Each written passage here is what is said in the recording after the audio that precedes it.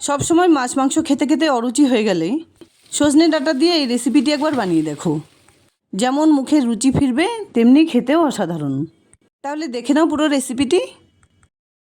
এখানে একটা ঝুড়িতে আমি নিয়েছি 3টে মিডিয়াম সাইজের আলু, একটা বেগুন, কিছু শিম, একটা ফুলকপি, 200 গ্রাম কচি সজনে ডাঁটা, 1 ফালি মিষ্টি কুমড়ো, মিডিয়াম সাইজের 2টো ঝিঙে আর একটা বড় সাইজের টমেটো। অর্ধেকটা ফুলকপি সহ সমস্ত সবজিগুলো আমি ঠিক এভাবে কেটে নিয়েছি। ইচ্ছে হলে তোমরা তোমাদের পছন্দ মতো সবজি ব্যবহার করবে। কড়াইতে পরিমাণ মতো সর্ষের তেল গরম করে কিছু ডালের বড়ি ভেজে নিচ্ছি। সজনে ডাঁটার এই রেসিপিটি কিন্তু অসাধারণ খেতে হয়। কয়েক সেকেন্ডের মধ্যেই বড়িগুলো সুন্দরভাবে ভেজে নেবার পর তুলে নিচ্ছি। এবার ওই তেলে ফোড়ন হিসেবে দিয়ে দিলাম 1 চা চামচ 5 ফোড়ন, সঙ্গে 2টো শুকনো লঙ্কা, 2টো তেজপাতা। হালকা করে একটু নাড়াচাড়া করে মিশিয়ে দিলাম 1 টেবিল চামচ আদা বাটা, সঙ্গে একটা বড় সাইজের টমেটো কুচি। এর সঙ্গেই দিয়ে দিলাম 5-6টা চেরা কাঁচা লঙ্কা। মশলাটা একটু কষিয়ে নেবার পর সমস্ত কেটে ধুয়ে রাখা সবজিগুলো মিশিয়ে দিলাম। এবার এর সঙ্গে পরিমাণ মতো নুন দিয়ে হালকা করে কিছুক্ষণ নাড়াচাড়া করে 1-1.5 মিনিট ঢেকে রান্না করে নিচ্ছি। আমার শাশুড়ি মাকে দেখতাম সবজিতে একটু নুন দিয়ে আগে সাঁতলে নেবার পর তারপর সমস্ত মশলা মিশিয়ে দিতেন। এতে করে সবজির টেস্ট নাকি খুব ভালো হয়। আর সত্যিই তাই, ওনার শেখানো অনেক ধরনের রেসিপি আমি তোমাদের সঙ্গে শেয়ার করেছি।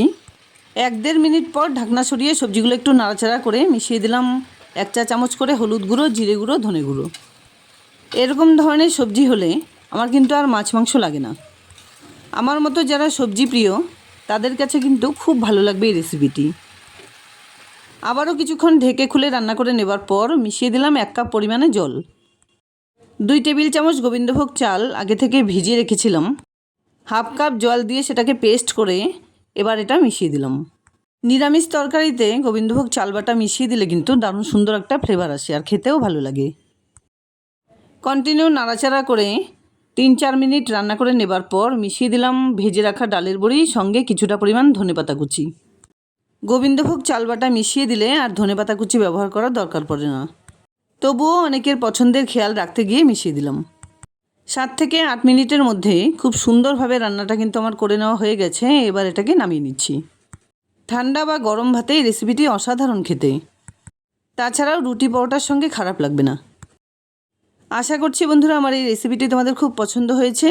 যদি এতটুকুও ভালো লেগে থাকে তাহলে প্লিজ ভিডিওটাকে একটা লাইক করো, শেয়ার করো ফ্যামিলি ফ্রেন্ডসদের সঙ্গে। আর আমার চ্যানেলে নতুন বন্ধু হয়ে থাকলে প্লিজ চ্যানেলটাকে সাবস্ক্রাইব করে পাশে থাকা বেল আইকনটা অল করে দিও, যাতে আমার আপলোড করা সমস্ত ভিডিও নোটিফিকেশান সবার আগে তোমাদের কাছে পৌঁছে যায়। দেখা হচ্ছে নতুন কোনো রেসিপি নিয়ে। ভালো থেকো, ধন্যবাদ।